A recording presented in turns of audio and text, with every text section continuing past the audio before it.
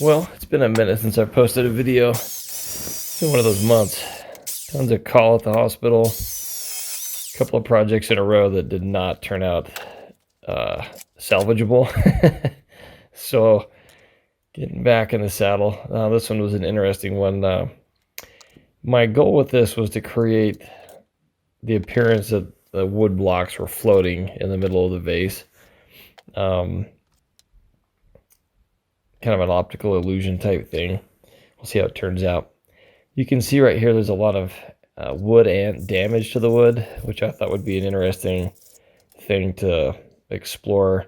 Some of the top part was so unstable I had to firm it up with this super glue.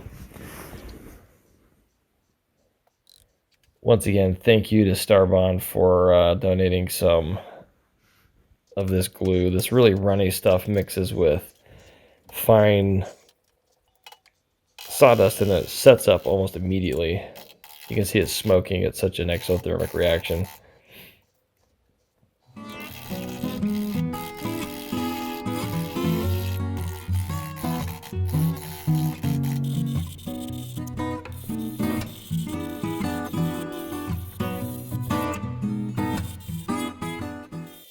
It's getting to be summertime here in Utah, and the temperature in my shop has gone up significantly. And I've got a minor in chemistry, so I should have known this was going to happen, but I tried pouring some resin, not appreciating that the increase in temperature would have such an effect on the overall exothermic reaction of the resin. So if you watch close right here, all of a sudden my vase shrinks very quickly. It's because the first pour pretty much boiled in the wood, and it was not a pretty thing.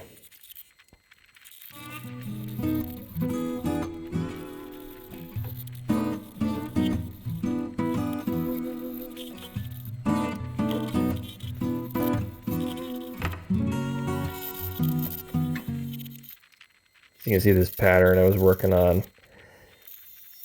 I was hoping it'd be some kind of an explosion look, and I wasn't that unhappy with the pattern, but the resin and I did not get along, and learned yet another valuable lesson about resin pouring.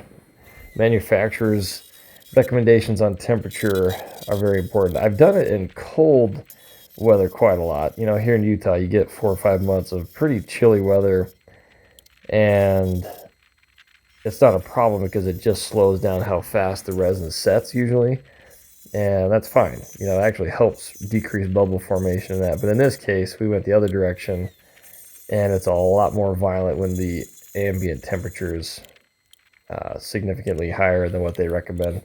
So I would say keep it around 70, 75 degrees, and room temperature seems to be a safe bet.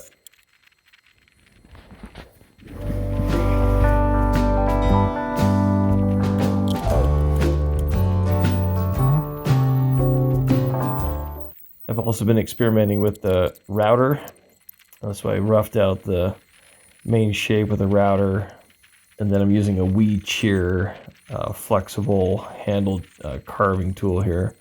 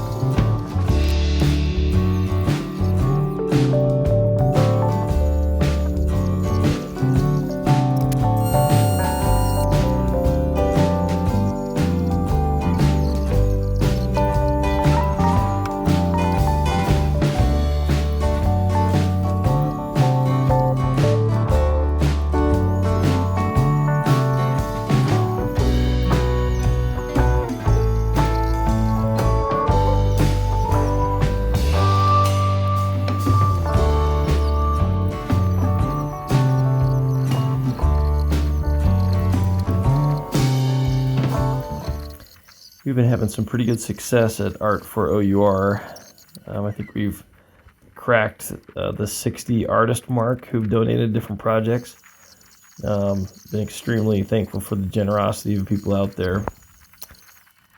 If you're an artist or you have artist friends that like to do stuff like this for a hobby and like to sell it for charity, we would love your support, as well as anyone who's looking to buy different art type presents for family. We're kind of the Etsy for charity, in this case Operation Underground Railroad, which helps fight child trafficking around the world. This organization alone has saved over 4,000 people from sex trafficking situations.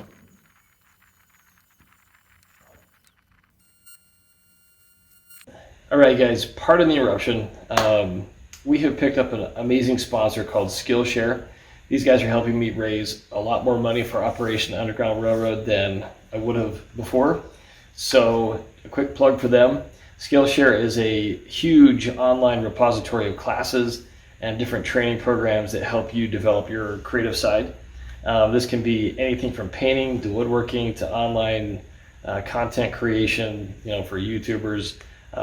You've got videography, cinematography, whatever it is you're into.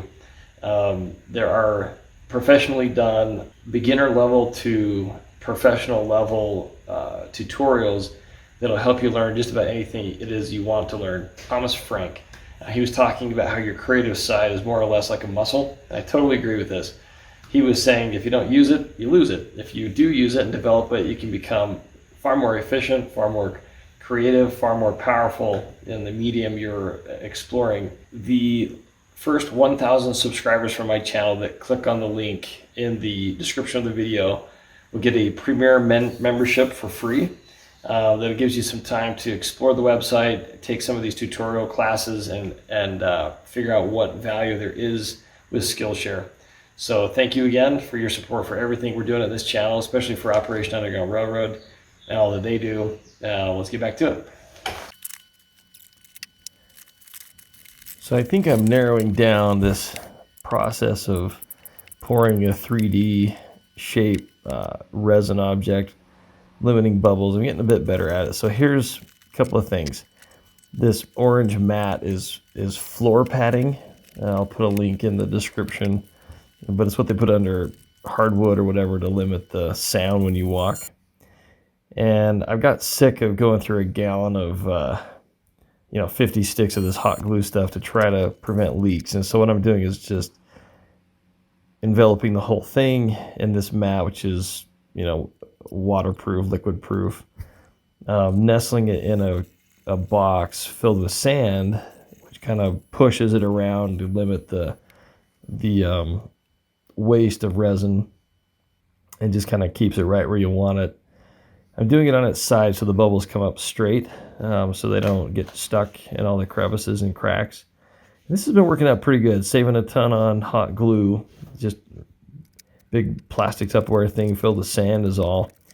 I need to get better at packing the sand around it. You can see here there was a number of corners I could have packed it in a lot better.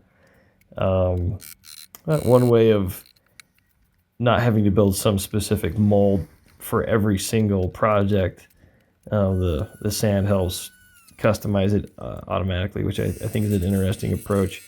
One drawback is it's fairly insulating, which means the heat from your resin setup can be an issue.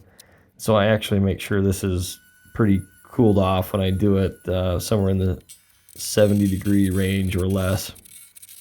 That's 70 degrees Fahrenheit, obviously.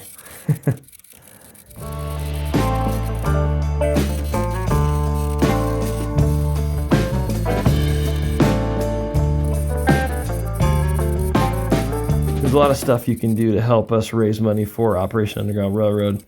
If you go to the art for O.U.R.org website, you can buy t-shirts, art projects, donate money directly. Bare minimum, if you're low on funds, you can just spread the word. That helps us out immensely. Everyone that shares and helps us get the word out there, I mean, that counts for something too. So whatever you can do would be fantastic. Hope you enjoy this project. We'll see you on the next one.